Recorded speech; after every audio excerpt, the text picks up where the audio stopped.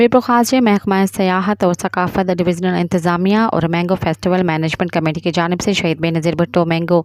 Exhibitions hall fruit farm में लगने वाले सालाना 57वें आमों और मौसमी फलों के 2 रोज़ा कौमी फेस्टिवल का इफ्तिताह चेयरमैन ज़िला काउंसिल मीर अनवर टालपुर ने किया। इफ्तिताई तकरीब से खिताब करते हुए मीर अनवर टालपुर ने कहा कि मैंगो फेस्टिवल को मुनक़िद करवाना एक बड़ा चैलेंज था, क्योंकि पानी की कमी की वजह से 60% आमों की पैदावार में कमी आई है और सेम की वजह से हर साल आमों की पैदावार में कमी हो रही है। इसलिए सिंध हुकूमत को सोलर सिस्टम पर ट्यूबवेल सब्सिडी फराहम करने की सिफारिश की गई है।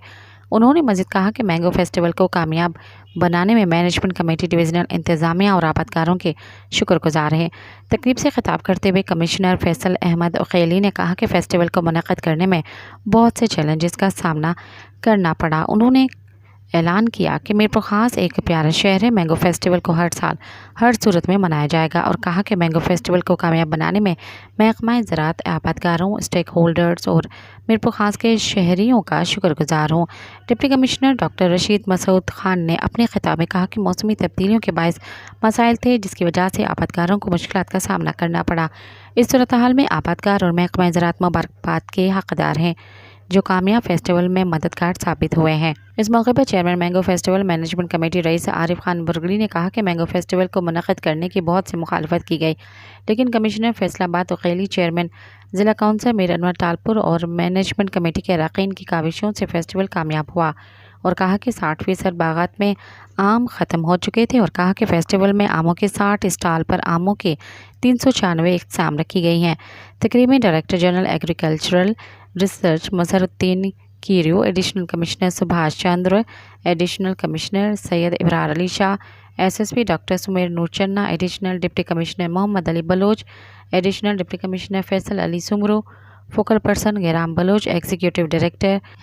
Technical research Mohammad Hanif Ajan, additional director agricultural extension Zulfiqar Ali Jagirani, director फ्लोरिकल्चरल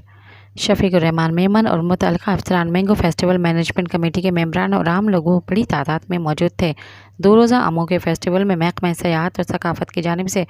सकाफती stall, जिसमें अजरक रली, सिंधी टोपी, मोहनजोदड़ो के आसार, अदबी कुतुब, महकमा लाइव स्टॉक और फिशरीज़ के बड़े और भी स्टॉल लगाए गए हैं। आज मीरपुर खास में आपने देखा है कि 57 मैंगो फेस्टिवल हो रहा है और ये आज से नहीं, आप देख रहे हैं कि ये 57 साल इसको हो गए हैं। यहाँ पे काफ़ी आपने देखा कि जो हमारे मैंगोज़ के ग्रोवर्स आए हैं, ये हमने इसकी मीटिंग कराची में की। वहाँ पे सेक्रेटरी एग्रीकल्चर और सेक्रेटरी हमारे